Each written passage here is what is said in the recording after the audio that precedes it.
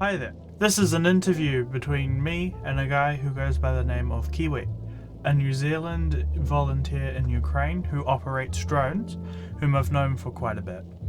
He has recently made the rounds in the news for being a so called gamer in Ukraine and getting Reddit, among things, upset at him. I won't mention the article specifically, but you could always do a non tremendous amount of searching for it and find it easily. But anyway, on to the interview, fellow gamers. Would you be able to tell me a bit about yourself? Yeah, sweet. So my name's Kiwi. I'm 20 years old, and I volunteered to come fight here in Ukraine. How, I've been here since January. how's your week been? Well, we're only just getting started, really. But I tell you what, last night was quite explosive. Literally, we had quite a big Shahed raid that came, and I'm sure you saw in the news in Kiev it hit quite Yeah, badly up there. yeah. It's So it has been pretty intense so far. But Hmm. for now, we're just off mission, so trying to chill as much as we can, at least. Yeah. So what motivated you to join the Ukrainian armed forces, and how did you prepare for it? So pretty much, you see on the news all the time all the atrocities that are being committed here by the invaders, and it's just heartbreaking to see, really. Yeah. And I knew, if something was to happen to Ukraine, I mean, the Russians are not going to stop there, are they? So I knew that it's better to fight them there than closer to home. So after seeing everything I did, that's why I decided to come here and fight. Hmm. In terms of preparation, I mean, not a whole lot outside the usual PT. I mean, but that actually did prepare me quite well. Obviously, they train you quite well when you first show up here. So, in terms of preparation, a lot of it was in country. Hmm. What was the process like to enlist? So, pretty much in December of last year, I had a friend that was here already, actually, and he directed me towards a recruiter for the brigade I'm currently with. And he said, have a chat to them because I said to him, well, I've seen everything that's happened. And they had lied in the requirements, actually. Because initially they were you had to have prior combat experience, and they removed that requirement. So I figured, you know what, I'll join the fight, come over and volunteer. So I chatted to the recruiter. He got me all set up with the details, and in January I was on the plane over here. So it was quite a quick process, Hmm. Sounds quite simple as well. They helped me. Mm. quite fast. Mm. What were your first impressions like when you arrived in Ukraine, both the country and the people? Well, my first impression was I got off the train and there was an air raid sign going off. So I thought, well, I'm getting right into it already, aren't I? Hmm. But the first impression of the people is that everyone's, very helpful and very lovely, and everyone's very resilient as well. I mean, dealing with war for 3 years, you'd think it would take quite a toll, but they certainly don't show it. Everyone here is, very kind-hearted, very wonderful. It's, they're, yeah, they're all very lovely. So the people are amazing, and the country is, of course, quite lovely as well. I mean, there's all sorts of beautiful views, and when you're in the city, you see the architecture and stuff. Kiev reminds me almost a lot like Wellington. You've got a mix of some of the heritage Okay. buildings and also some of the newer infrastructure as well. Yeah, that makes sense. Yeah. Hmm. Do you have any previous military training or experience, as we've seen on other interviews? They've worded Ah, that question very interesting. yeah, well, I was about to say, unless you count War Thunder, no. No, I don't. But also, like I've said previously, they do train you when you show up, so it's not as if they just shove you out to the front lines in jeans and a t-shirt. They train you very well, especially given the time constraints, of course. Yeah. They squeeze in as much training as possible, so even if you show up not knowing a thing in the world, you come out of the training very knowledgeable, very, I'd say as ready as you can be. It Well, more on that, how was your training like in Ukraine? was very full on. Um, it was about a week or so when I first showed up, waiting for my documents to be processed and everything, and then they send you off to training, go to the training center, and then it's a few weeks of full on, really intense for what, but like I said, they squeeze a lot in the time constraints. Okay. And then obviously after that, you go and you get your on the job training out at the front. Hmm. Now that you've seen combat firsthand, what's something that most people back home don't understand that you wish they did? It's actually a very good question, and it, I'll tell you one thing is I certainly feel personally, at least, uh, very grateful for the peace and quiet that I had back home. Uh, it's a hell of a lot different here, and I think, yeah, I think hmm, it's hard to really, verbalize it because it's just a world apart, isn't it? Yeah. You've got the peace and quiet back home in New Zealand, and you've got almost as close to hell on earth as you can get Hmm. here in some parts of eastern Ukraine. So I guess I would say it's a good thing that people back home don't have to experience it. Yeah. How do Hmm. you deal with the emotional and psychological way of your experiences in and out of combat? Honestly, just try not to think about it. If you dwell on it too much, you know, it's like, what can you do, really? Hmm. Um, obviously you have nightmares that come get you at times. You try to push them as much as you can. But obviously also keeping your mind busy. I mean, it's hard to dwell on past experiences when you're in the midst of a current one, if that makes sense. Yeah. So I guess I just try to keep my mind busy. On mission, that's very easy. Off mission, it's kind of, got to keep yourself entertained. But that's pretty much how I deal with it at the moment. Ooh, I lost my questions.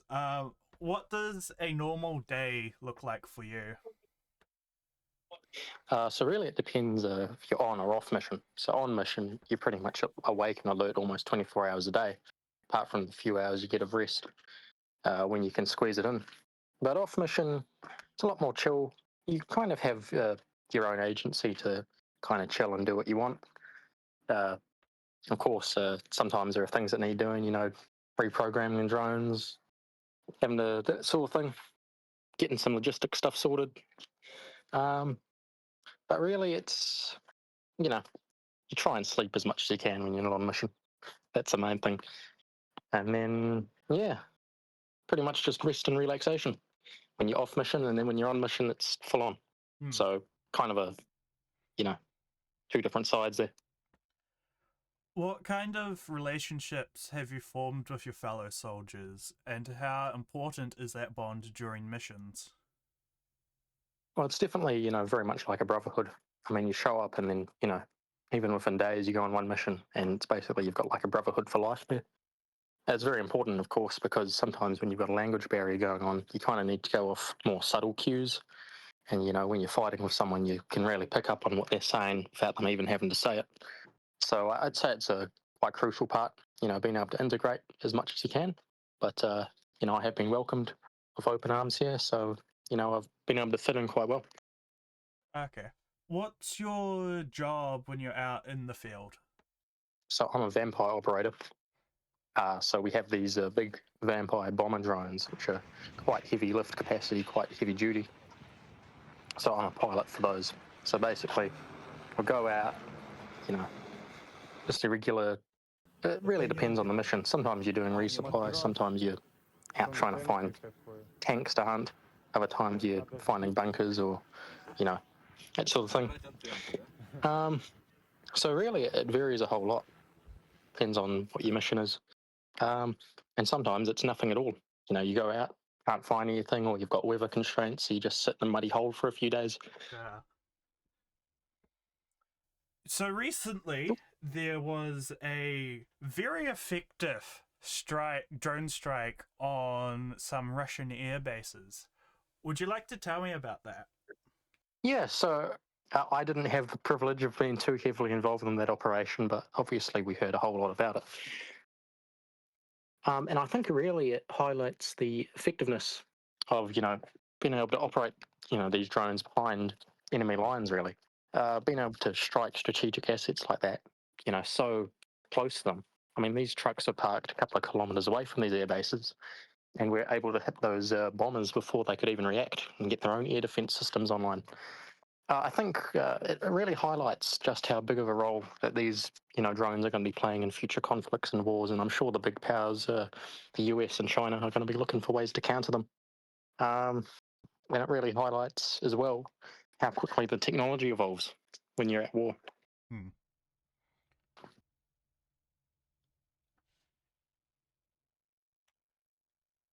What has stood out to you about the Ukrainian people and their resilience in the face of invasion?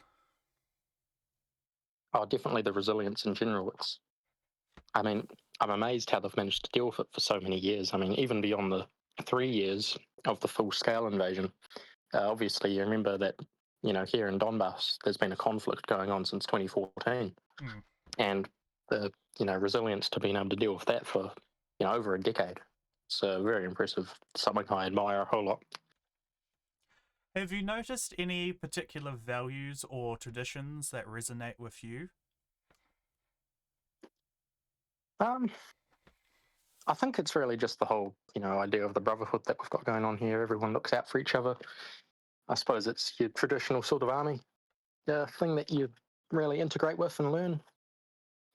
So that, of course, that's the sort of thing that sticks with you for life. Okay. You mentioned in a previous interview that you had challenges with learning the language at first. How are you navigating that? Um, at first, definitely, it was a lot more challenging, but now I've picked up on it a whole lot. Obviously, Cyrillic, it's a whole other, ball game from a Latin language, like English or Spanish. Yeah. But I think once you get the basics of it, you can really, you got to walk before you can run. And I'd say now I've picked up on it quite a lot more, which is obviously very useful. It's interesting though, because, here in eastern Ukraine, you've got many more people that speak Russian than Ukrainian. So you've kind of got to learn two languages, Oh. which makes it a bit more challenging. But of course, you pick up on it. You've sparked a relationship during your time there. How has that changed your perspective on the war or your future? Um, well, honestly, as grim as it sounds, when you show up here, you kind of have to go in with the mindset. It's a war. It's Yeah. not like you're going on vacation or anything. So you kind of have to accept in your mind already that, you might cark it any day. You literally have to live every day like it's your last. And I still, have the mindset where, like, you do have to live every day like it's your last. But I think it's, having that relationship has given me some hope and an idea perhaps of what I might want to do with my future. Before I didn't think too far, ahead about it because, you know, just the environment here. But Hmm. it has given me something to potentially look forward to. But the main thing is surviving until then. Hmm. How has your experience changed you personally? Do you think you'll ever see life back here the same? Yeah, well, that's actually a very good question. Um, Obviously, here, like I said before, it's like a whole world apart.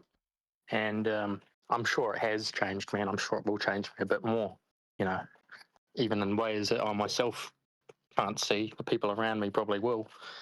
Um, and I hear that's quite a worry of other people that are here as well, international volunteers, as well as, you know, people from Ukraine that are fighting here. They wonder, how are you going to integrate back into civilian life after, the hell that you see here. Yeah. It's like, it'd be hard to go back to like an office job or that sort of thing after spending years out in the front lines. So, it changes you in that sort of way. And I think a lot of people worry about that particular, you know, path when it comes to the future. What are your hopes for Ukraine's future and your role in it after the war ends? Well, obviously, the biggest hope is that we're able to retake all of the occupied territory and, you know, rebuild and manage to build a better future for ourselves here. I personally would quite like to have a hand in that. I would like to stay in Ukraine after the war, and that's my hopes and intentions. Um, but yeah, obviously, I think everyone here just wants to be able to build prosperous life and integrate more with the West. And obviously, we are striving for that European Union integration as well. What do you want people back home to wrong question. What what would you say to people who want to be involved, whether through aid, volunteering, or even joining up in the military? Yeah, well, we are, deeply appreciative of every single bit of help that we get.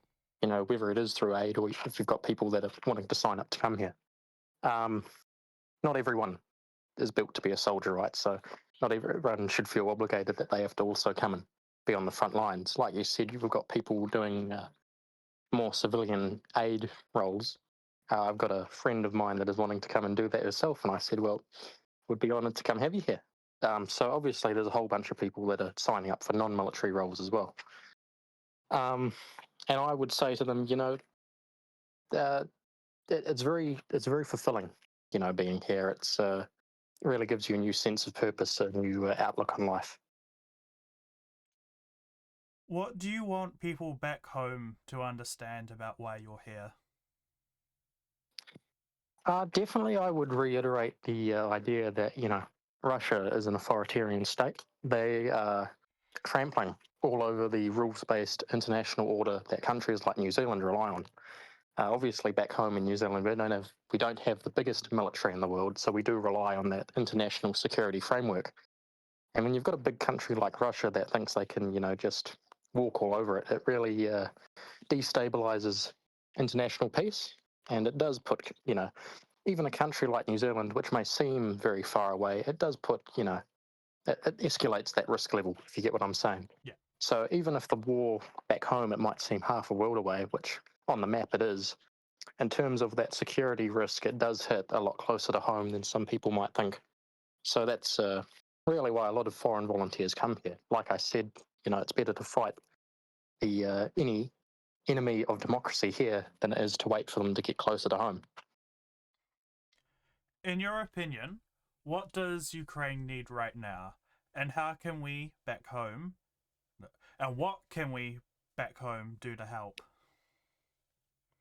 I think in terms of the bigger picture, which I imagine the average person sitting back home might not be able to help with as much, is obviously heavy weaponry. President Zelensky himself said, there's not much good of us mobilizing more people if we don't have the weapons to give them. So obviously, we're deeply grateful for the New Zealand government for the aid that they've donated, and of course, all the other countries around the world that have helped us. But in terms of what the average person back home can do, there's a lot of Ukrainian aid organisations, and every donation helps, of course, and we're deeply grateful for what people back home in New Zealand and all around the world are doing with their donations and for their help with us here. We're deeply grateful beyond words. Could you recommend a few charities that people could donate to?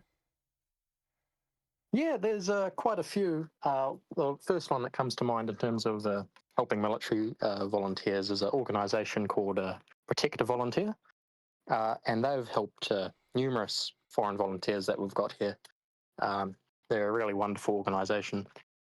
In terms of civilian charities, I do have a whole list which I've got written down and I'll share it with you. Don't have it off the top of my head, but there's a whole bunch of charities here that help both civilian and military volunteers. Recently, you had an interview in a New Zealand article. How do you Yes, I did. how do you feel about how it portrayed your story? I It was an interesting portrayal. Obviously, I went into it thinking perhaps we can garner a bit more support for people might see it, and I have heard people did see it and donate to a few Ukrainian organisations, which I was very grateful for. Although when my friend first sent me it, it was 3 a.m. in Ukraine, and I saw it and it said former gamer or whatever it was. I don't remember the exact wording, and I saw that and I thought, oh my god. I thought, Jesus, now the whole world is going to think I showed up thinking it's going to be like Fortnite here, which is the exact opposite of the impression I've tried to give. I just thought it was funny though, because I just mentioned the war funded thing as a little anecdote, and then they put it on the front page. It was sent to me in a Reddit post day Oh, after it came out. Comments were interesting. They kept they were, but they kept talking about the fact that gamers do not know what war don't is. respawn. Well, I actually had a laugh at the first time I saw that, but then you see the 20th person comment that and it gets a bit stale. Hmm. But to be honest, I mean, people just read the headlines nowadays, don't they? Yeah. So, it is what it is, right? The article heavily mentioned your gaming background, especially Oh in my goodness. War, Yeah. especially War Thunder as an influence. Do you think this was misunderstood or overemphasized? Yeah, I think maybe it was one question, the interviewer, bless her soul. I mean, she actually conducted the interview quite well, I would say, but I just didn't realize that so much emphasis would be given on that. She asked, "What do you do in your downtime?" And I said, "Well, sometimes I hop on the old War Thunder. You have less up tiers in the game. You have less up tiers in the game than you do in real life." But yeah, so I would perhaps have asked her to put less emphasis on that if it was up to me. But then again, who am I to interrupt, independent journalism? A little bit off the script of a question, but do you think your Yeah. experience in War Thunder has helped you in war? Well, as I did mention in that article, we hit the T-72 with our vampire drone, and I was like, we were, trying to figure out whereabouts to hit. And obviously, when you've got a big drone and you have to think about wind conditions and stuff, you've got a whole bunch of variable factors you've got to time in. And I figured, here's a spot I'm going to try hit, and managed to get it. And I guess you would have a little vehicle destroyed pop up if it was like War Thunder. But obviously, this is real life, so you just have a big plume of smoke coming out. And I figured, yep, that was a operational kill with that tank. So we were quite happy with that. And then, as I said in the interview, kind of got inspiration on where to try hit it, at least from the game. Was there more to the story? Do you wish they said more or left some things out?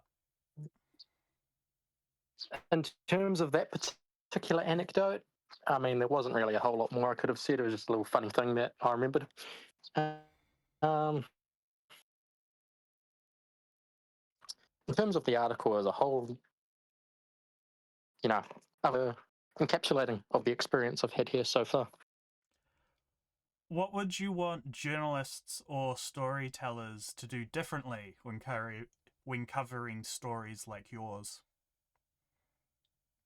Um, for the most part, from what I've seen, is generally journalists, they mostly get it correct, right? Um, other than in that case, which I find more funny than anything, you have a pretty decent portrayal of what goes on here. Um, there's really only so much you can do because you see a whole bunch of people in the comments whenever there's news about Ukraine. You know, some people perhaps don't have the full idea of what's going on here. Some of the comments I saw far out. They were thinking that NATO personally sent me and that billions of New Zealand taxpayer dollars were coming to me, and I figured far out. I wish I'm The not amount of exactly some stuff we NATO could do super with soldier. that. Oh, far! I tell you what, we would have a whole bunch more HIMARS launches. Hmm. But yeah, I think you know I don't want to come off as arrogant or anything, saying, well, people need to educate themselves more, yada, yada, yada. People make up their minds, pretty easily. I always try and say people should keep an open mind. And I get perhaps why people might have their grievances, but, it's hard to really get the idea of what's happening here unless you're on the ground. So, I'd say journalists do a pretty decent job of covering it as best they can. Any final statements? Um, I I always get asked that, and it's like, what else is there to talk about? It's, um, I guess not really. To be honest, it's you did a pretty good job yourself asking all the questions I could have thought of. Thank you.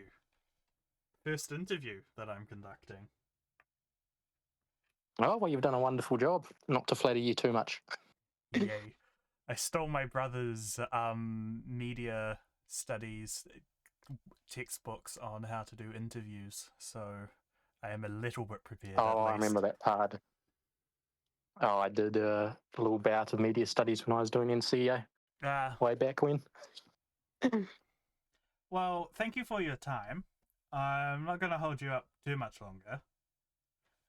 Um, yeah, I don't know Well, how thanks for to. having me on and sharing my story. I do, yeah, appreciate you giving me the chance to, really talk about what the experience here has been like. Uh, it, a lot, you see a lot of interviews and people talk about what combat is like on the front line, and I always try and, you've got a whole bunch of stories like that. I always try focus on what life is like here outside that, because it's not as if every single part of the country is a war zone. Everyone here has been, really lovely, really resilient, and I think it's nice to look on the bright side, right? About the rebuilding that'll happen here, Yeah. and yeah. Well, thank So you. thanks for having me on.